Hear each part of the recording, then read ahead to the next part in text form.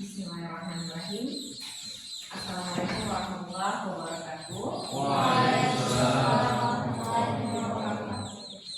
Baik, saudara semua, kita melanjutkan perkuliahan pelayanan bimbingan dan konseling di SMP dan di SMA. Untuk itu kita awali kegiatan dengan berdoa dimulai.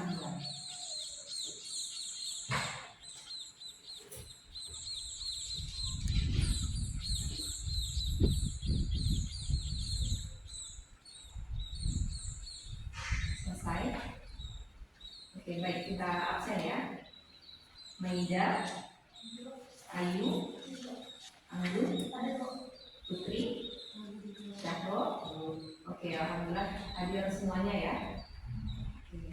Baik, minggu yang lalu kita sudah membahas tentang konsep dasar penyelenggaraan BK di SMP dan di SMA, dan minggu ini lanjutannya ya.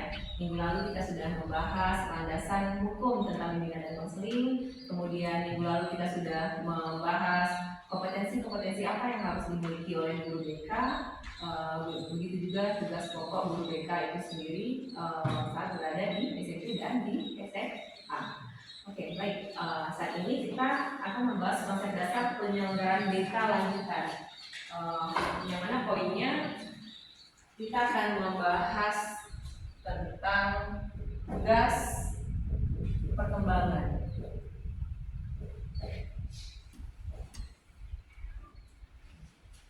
Tugas perkembangan merupakan tugas-tugas yang akan dicapai setiap individu pada fase-fase tertentu. Jadi mulai dari fase SD, TK, fase SD, SMP, dan SMA. Setiap siswa itu memiliki tugas-tugas perkembangan yang mesti tercapai. Jika tidak tercapai, kalau menurut analisis orang psikologi akan menghambat keefektifan kehidupan dia sehari-hari, banyak gangguan jadinya gitu. Dan prinsip-prinsip psikologi itu sendiri, jika tugas yang pertama tidak tercapai, dia berkaitan dengan tugas perkembangan selanjutnya. Misalnya dari SD kita sulit matematika dan kita tidak mengentaskan strategi belajar yang tepat untuk mempelajari matematika, nanti di waktu kita naik pada satuan pendidikan lanjutan SMP, kita akan kewalahan mengikuti bagaimana pemahaman matematika yang tepat. Seperti itu. Sekarang seperti yang kita ketahui ya, kalau bimbingan dan konseling itu salah satu landasan filosofinya adalah ilmu psikologi dan ilmu pendidikan. Psikologi dan ilmu pendidikan. Tugas perkembangan siswa SMP. Tugas perkembangan siswa SMP, ahli BK membagi dia di aspek-aspek perkembangan. Aspek-aspek perkembangan ada aspek kognitif, ada aspek psikomotorik, ada aspek sosial, aspek emosional, dan aspek moral dan religius. Ahli-ahli tersebut memetakan capaian apa yang harus dicapai oleh siswa SMP. Salah satunya kalau dari segi kognitif adalah capaiannya idealnya dia sudah mampu berpikir abstrak. Perbedaan antara berpikir abstrak dan berpikir konkret adalah kalau berpikir konkret dia harus real, nyata. Seperti anak SD, 1 spidol tambah 1 spidol adalah 2 spidol. Kalau SMP dan SMA dia sudah bisa berpikir abstrak tanpa ibu bawa spidol, dia sudah bisa membayangkan 7 kali 6 berapa itu ada di pikirannya gitu juga. Dan dia sudah bisa diajak diskusi untuk mengenal merencanakan karirnya. Karir itu kan abstrak, masa depan itu abstrak kan. Jadi kalau kita bahas dengan anak SD nggak nyangkut ya, nggak nyambung ya. Kalau siswa SMP sudah mulai bisa kita mendiskusikan hal-hal yang berhubungan dengan ide, berhubungan dengan masa depan. Dia nggak nampak tapi sudah sampai untuk kita diskusi. Nah, itu yang dimaksud dengan aspek kognitif. Dia sudah mampu berpikir abstrak. Nah, untuk itu stimulus yang tepat yang diberikan guru BK adalah guru BK mengajak siswa diskusi untuk menambah wawasan pengetahuan dan skillnya daripada mendoktrin, memberikan hafalan. Untuk memberikan hafalan-hafalan itu lebih cocoknya ke TK dan SD. Jadi kalau SMP dia lebih tepat kita menstimulus kognitifnya adalah dengan mengajak dia diskusi seperti itu. Kemudian aspek psikomotorik. Aspek psikomotorik kita lihat dari siswa SMP ini dia cenderung suka ke aktivitas-aktivitas yang membutuhkan gerak fisik. Nah, makanya di usia SMP ini mengenalkan ekstrakurikuler untuk memberi wadah mereka berkegiatan itu tepat dilakukan oleh guru BK karena karakteristik mereka psikomotoriknya adalah mereka sedang senang-senangnya untuk beraktivitas fisik. Cara stimulusnya adalah kita memperkenalkan ekstrakurikuler dan perlombaan-perlombaan tertentu seperti itu. Kemudian aspek sosial. Aspek sosial adalah siswa kita itu karakteristiknya mereka senang berteman. Dari geng satu ke geng lainnya, dia coba banyak geng karena dia ingin merasa dihargai dan diterima. Itu psikologi sosialnya. Tujuan dia banyak geng-geng dan berteman dengan berbagai kelompok tadi adalah kebutuhan akan dihargai dan diterima. Kebutuhan dihargai dan diterima. Di samping itu juga kebutuhan untuk mencari identitas diri. Identitas diri. Oke, baik. Untuk itu, supaya dia tidak salah arah dalam menemukan jati dirinya, diperlukan kita sebagai guru BK untuk mengarahkan siswa kita pertama kefitrahannya apa tentang bakat dia, bakat alami dia apa. Berarti untuk mempertajam bakatnya adalah kita mempertemukan dia dengan komunitas yang satu bakat atau mentor yang bisa mengarahkan bakatnya. Itu terkait kefitrahan yang udah bawaan lahir ya. Kalau bakat cara kita adalah menemukan wadah yang tepat sesuai bakatnya sehingga dia nggak salah jati diri. Misalnya ibu bakatnya komunikasi, terus ibu berlama-lama di bagian apa namanya hitung-hitungan MIPA bisa, itu akan bisa MIPA tapi itu nggak maksimal, berarti tajamin banget yang bakat komunikasi ibu gitu. Yang lainnya adalah bakat pendukung. Boleh kita pelajari banyak hal tapi itu pendukung. Tapi yang kita utamakan tajamkan adalah bakat kefitrahan kita yang alami. Kita diberikan suatu kemudahan untuk dari yang lainnya untuk skill di bidang yang bakat kita itu seperti itu. Itu terkait jati diri siswa ya, bukan bakatnya. Kemudian jati diri menurut gendernya. Misalnya gender wanita dan gender laki-laki. Jati diri supaya dia nggak salah arah tadi ya, karena remaja awal itu fase-fase mencari identitas. Salah satunya kalau wanita apa kemitraannya? Lemah lembut. Apa kemitraannya? Sedikit feminim dan mau sedikit patriotik atau fresh gitu ya. Kemitraannya dia adalah perhiasan ya, kelembutan, biasa itu kefitrahannya gitu. Kalau laki-laki kefitrahannya maskulin dan tanggung jawab, itu kefitrahannya gitu. Sehingga dengan guru BK mengedukasi sesuai gender, dia tidak salah jati diri. Perempuan ke laki-lakian atau sebaliknya laki-laki ke perempuanan. Nanti dia ada apa namanya, ketidaksesuaian jati diri itu nanti akan, kalau tidak dibenahi dari awal, nanti akan sulit membenahi kalau dia akan yang akan datang. Itu menurut cara pandang orang psikologi, dia harus tuntas bertahap. Nah, oke.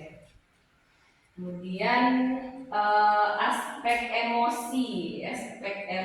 Nah, seperti yang kita ketahui, fase remaja awal ini dia emosinya masih sangat labil. Satu sisi dia nggak mau dibilang anak-anak, di sisi lain dia belum bisa bertanggung jawab untuk menjadi orang dewasa. Kita atur, kita arahkan dia marah, tapi kita lepasin dia bingung. Nah, itu namanya istilah psikologinya ambivalen. Masa ambivalen, kebingungan, memang fase-fase dia transisi. Masa ambivalen. Dibilang dia anak TK SD, dia nggak mau lagi seperti anak kecil. Mau kita atur-atur lagi, saya olah gadang. Waktu kita remaja lah, ya. Kalau mau diatur kali itu kayak gitu. Ya kita bisa milih lah gitu kan. Kalau misalnya kita dikasih tanggung jawab betul sama orang tua, baiklah, uang kuliah, uang sekolah kurang, jadilah surang uang gede, nah masih minta juga kan. Nah, itu yang namanya masa transisi atau ambivalen.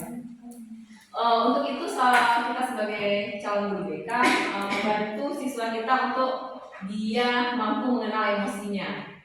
Dia mengenal emosinya, kemudian dia mengelola emosinya. Walaupun kita menyadari nih sebagai guru BK, pas dia labil kita senyum aja dulu, memang fasenya gitu.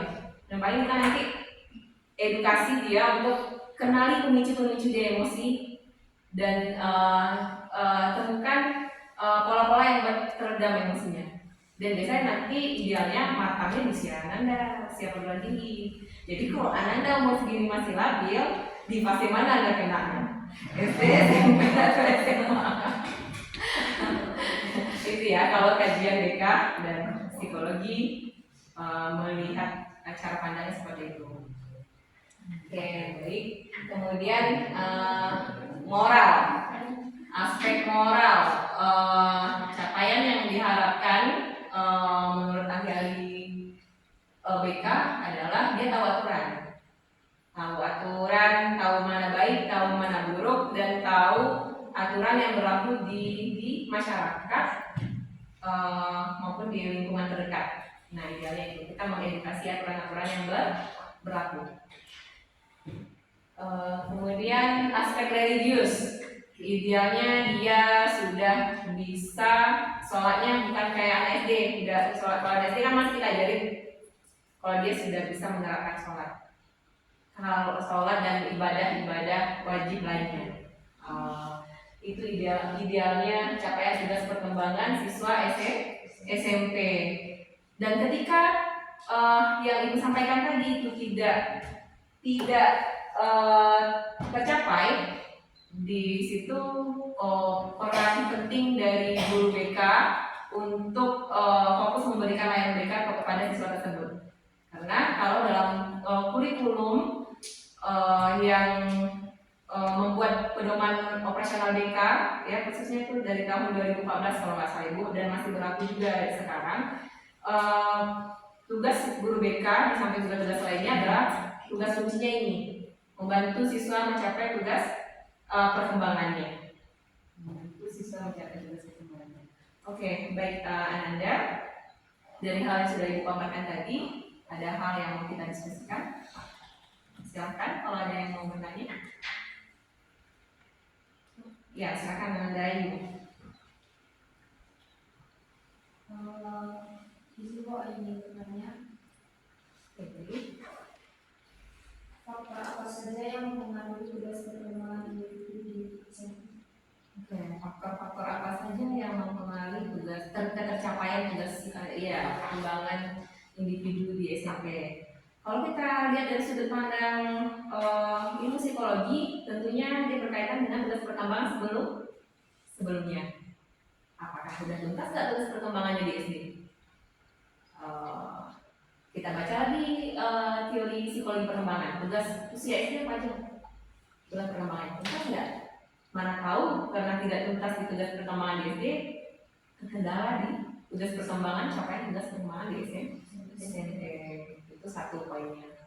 Kedua, kita lihat kita sebagai guru punya waktu nggak untuk menstimulus siswa kita di aspek-aspek tersebut gitu. Kita stimulus misalnya dengan ajak diskusi dan kita ada waktu untuk mendengarkan dia. Kemudian ada tugas-tugas yang menantang intelektualnya. Ada nggak kita sebagai guru BK melakukan itu? Termasuk komponen sekolah lainnya, guru mata pelajaran, termasuk orang tua. Ada nggak memberikan alat, media maupun waktu untuk menstimulus kognitif ya atau intelektual dengan mengajak diskusi kah, dengan memberi tugas kah, dan lain sebagainya. Seperti itu ya Ayu. Dan faktor lainnya adalah gizi Ayu. Gizi. Faktor lainnya gizi ya. Seperti marak-maraknya sekarang ini makan gratis ya. Ternyata kalau secara keilmuan memang ada kaitannya antara gizi dan pertumbuhan dan perkembangan ada kaitannya. Jadi kita sebagai pendidik mengedukasi orang-orang terkait dengan anak kita untuk memperhatikan asupan gizinya. Kemudian yang terakhir adalah ini nggak kalah pentingnya genetik ya. Ada faktor genetik. Setiap kita udah ada bawaan genetik tentang kapasitas kita, kecenderungan bakat kita, kapasitas kita. Misalnya nih, saya genetiknya emosi saya agak berlebih misalnya, ya, agak pemarah saya misalnya, emosi saya agak berlebih genetiknya kayak gitu. Otomatis guru BK dengan keilmuannya menyadari, oh yang ini anak memang ayahnya bla bla bla, mamanya bla bla bla, jadi dia ada temperamen nih sesuai dengan genetiknya, dan berarti kita sebagai guru BK cari lawannya. Ini pemarah berarti kita lebih lembut dan kasih meredam api tadi. Nah, untuk yang saya untuk mengedukasi dia yang bawaannya pemarah, dari keilmuan kita hadirkan tentang kasih sayang dan kelembutan. Jadi lingkungan kita sebagai orang luar atau stimulus untuk meredam pembawaan dia yang temperamen tadi. Nah, seperti itu ya. Jadi ada faktor genetik juga yang membuat tercapai. Kok yang ini kalem banget Bu? Kayaknya dia tugas bernama emosinya aman deh Bu. Ini marah aja kerjanya Bu gitu. Kalau kita pakai keilmuan kita nggak bisa menjudge kayak gitu. Kita menyadari ada berbagai faktor tadi. Kita fokus ke solusinya. Oh iya, berarti kita edukasi dia bagaimana untuk lebih lembut lagi, lebih tenang lagi, dan lebih sabar lagi. Oke. Ada pertanyaan lainnya? Iya. Oke. Sudah tidak ada pertanyaan lainnya ya.